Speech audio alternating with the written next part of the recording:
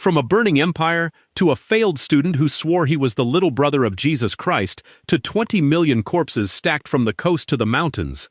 This is the Taiping Rebellion explained. A rebellion so unhinged, so bloody, so completely off the rails that it killed more people than the entire First World War, and the whole thing kicked off because one guy flunked an exam. 4 times. Yeah, you heard me right. Let me introduce you to the man who broke China. His name was Hong Xiuquan, born in 1814, a farm kid from a poor Hakka village in southern China. Dirt poor, but sharp. Really sharp. The kind of sharp where the whole village pools their savings on you, because there was exactly one ladder out of the mud in Imperial China, and it was the civil service exam. Pass it, and you became a scholar official, a gentleman, a bureaucrat, rich, respected, set for life, and your whole family set for life right behind you.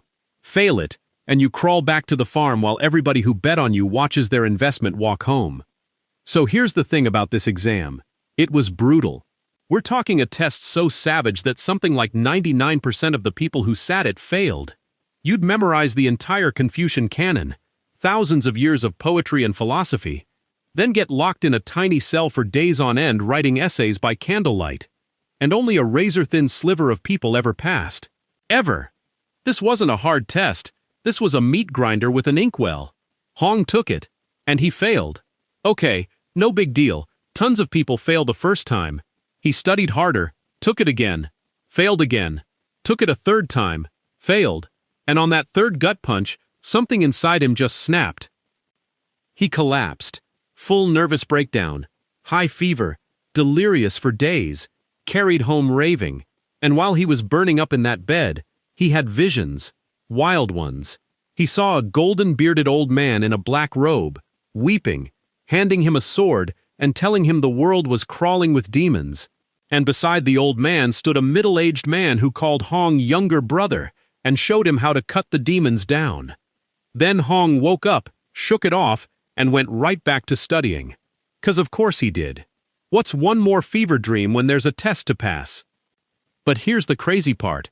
Years later, Hong takes the exam a 4th time, fails a 4th time. Cool. Cool, cool, cool. So we're really doing this then. And this time, half remembering a stack of Christian pamphlets a street missionary had shoved into his hands years earlier, he actually sits down and reads them. And it clicks. That old man in the vision? That was God, the Heavenly Father. And the elder brother who called him little brother and handed him a demon-slaying sword? That was Jesus. Which meant Hong Xiuquan was not a 4-time exam flunky. Oh no. Hong Xiuquan was the second son of God, the literal younger brother of Jesus Christ, sent down to earth on a holy mission to wipe out the demons. And who were the demons exactly? Well, wouldn't you know it, the demons were the Qing Dynasty. The Manchu rulers who had conquered China 2 centuries earlier, and who, you may notice, happened to run the exact exam system that had just humiliated him 4 times in a row. Funny how the demons always turn out to be the people who wronged you personally. Spoiler alert. A man who believes he is the brother of Jesus and holds a personal grudge against the entire government is not going to live a small, quiet life. But let's rewind, because you're probably wondering how one delusional dude goes from village weirdo to nearly toppling the largest empire on the planet. And the answer is timing. Hong showed up at the exact moment China was coming apart at the seams. The Qing dynasty in the 1840s was a disaster. They'd just been humiliated in the First Opium War by Britain, beaten badly, forced to hand over Hong Kong, forced to let foreign traders flood the country with opium until entire towns were hooked. Taxes were crushing. Floods drowned the harvests. Famines killed people by the tens of thousands. Corruption oozed through every level of government. And down south, the Hakka people that Hong came from were a despised minority, treated like unwanted strangers in their own homeland. So when a fiery, charismatic man shows up preaching that the government are literal demons, that God is his father, and that he's here to build a heaven on earth, where everyone is equal, and nobody ever starves again, a whole lot of desperate, starving people go, you know what? Sign me up. And this is the part historians always skip. Hong didn't do this alone. He built a movement, the God Worshippers, out in the hills of Guangxi province, and it grew fast. But he also had help, real help. Which brings me to the second most dangerous man in this entire story. His name was Xiuqing, and Yang was a nobody, an illiterate charcoal seller from the backwoods, a man who'd never read a book in his life.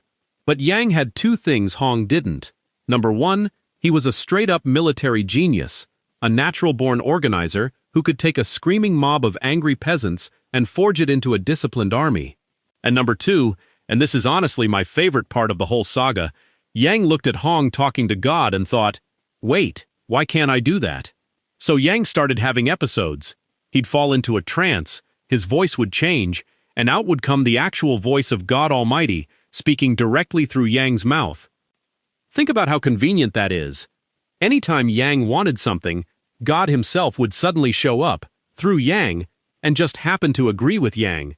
Sir, that is not theology. That is a power grab with 3 extra steps and a costume. But it worked. The followers ate it up completely, and it made Yang nearly untouchable.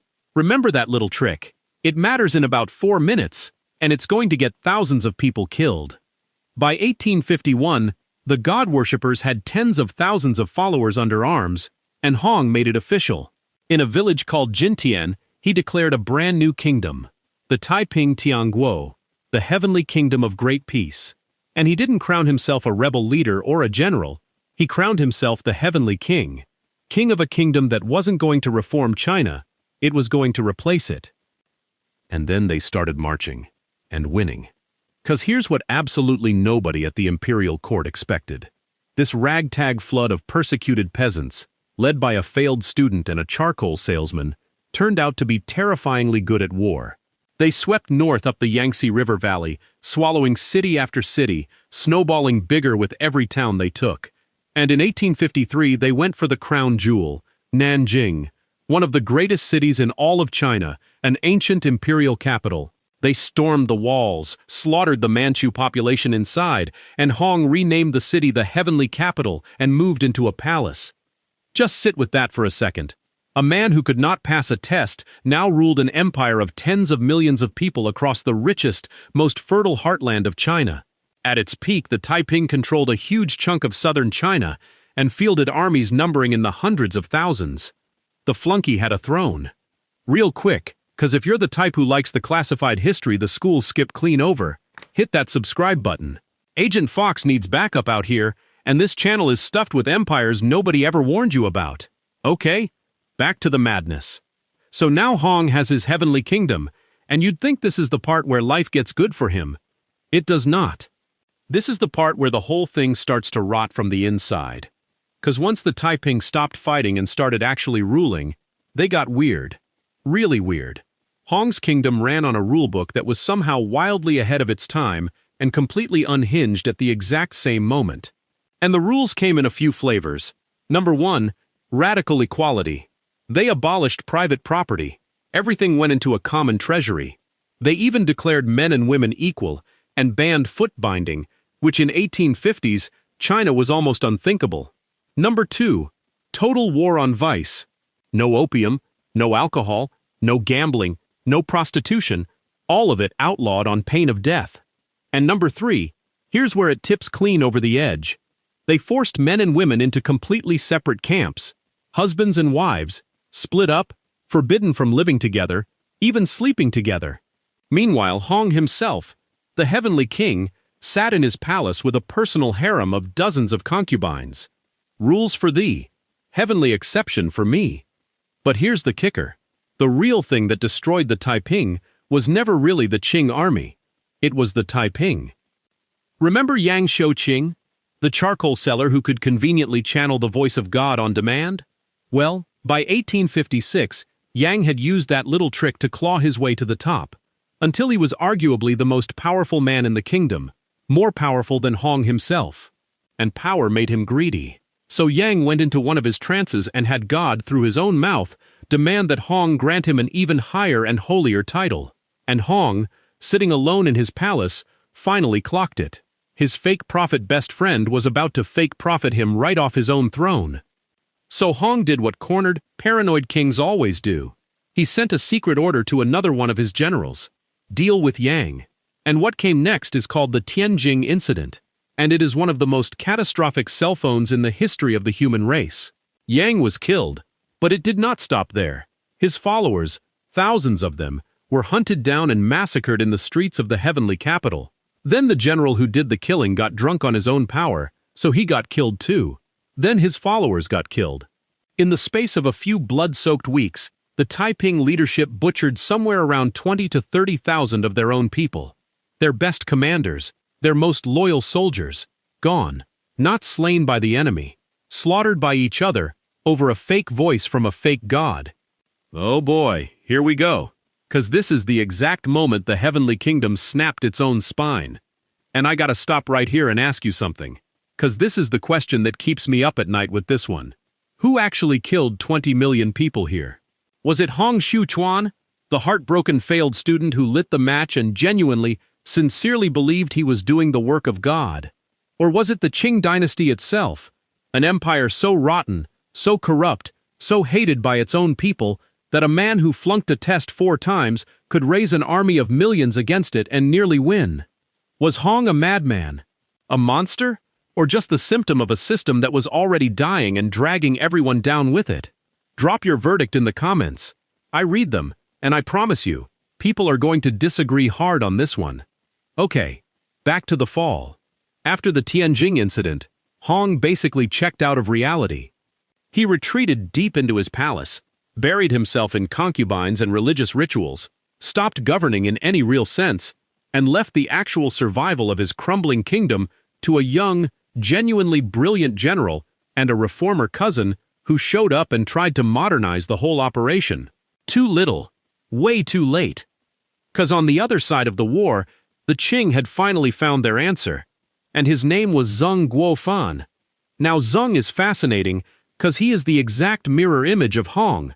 Where Hong was a failed scholar who set the system on fire, Zeng was the system. A buttoned-up, ferociously disciplined Confucian official, a man who had actually passed the brutal exams that broke Hong. And Zeng took one look at the useless, rotting imperial army and did something radical. He went home to Hunan province and built his own army from the ground up. The Xiang army. Loyal to him personally, drilled to the bone, paid on time, and burning to defend traditional Chinese civilization against these Christian fanatics who wanted to tear it all down. It was one of the first modern regional armies China had ever seen, and Zeng used it to slowly, patiently, methodically strangle the heavenly kingdom to death. And here's the twist nobody saw coming. The foreigners switched sides. Early on, the Western powers were kind of intrigued. Hey, these rebels are sort of Christian, maybe they're our people. But the second they got a real look at the chaos, and the second they cut their own trade deals with the Qing government, they spun right around and helped crush the rebellion instead. There was even a mercenary force with the frankly ridiculous name of the ever-victorious army, led first by an American adventurer and then by a British officer named Charles Gordon, fighting for the Chinese emperor. So a man who thought he was the brother of Jesus got taken down, in part, by a British colonel with a private army. History, man. No chill at all. None. But wait, there's more, and it's the grimmest part of the entire story. By 1864, the heavenly capital was completely surrounded. Zeng's army had it locked in an iron death grip, starving it out block by block.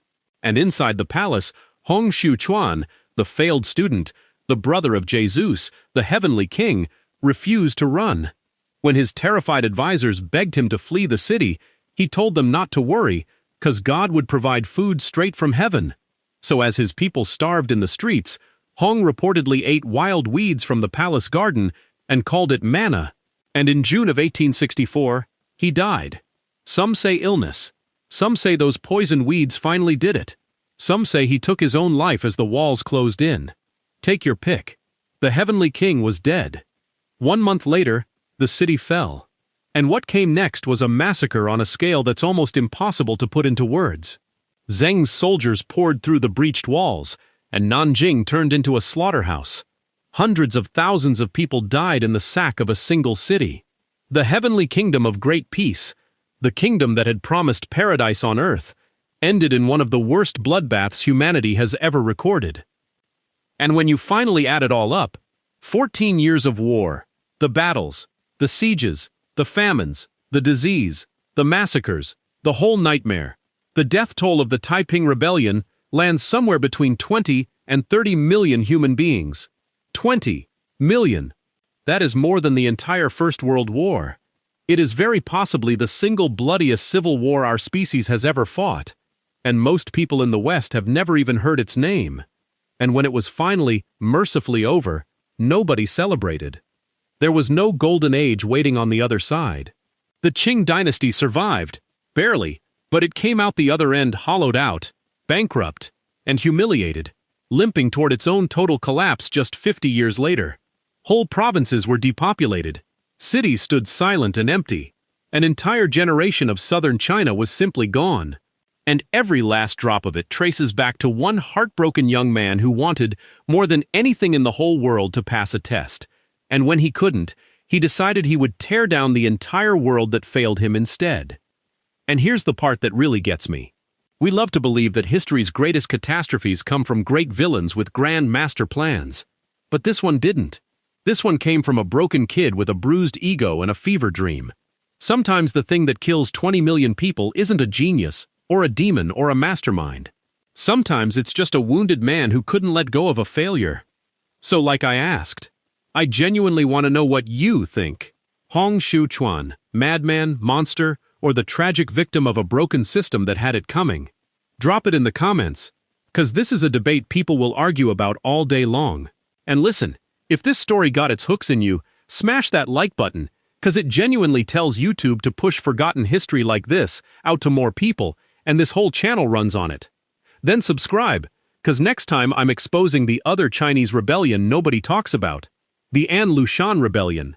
A single revolt so unimaginably catastrophic that it may have wiped out a bigger share of the entire human race than any war in history, both world wars included. You are not ready for that number. Trust me, you do not want to miss that one. Now click that video right there, and I'll see you on the next mission.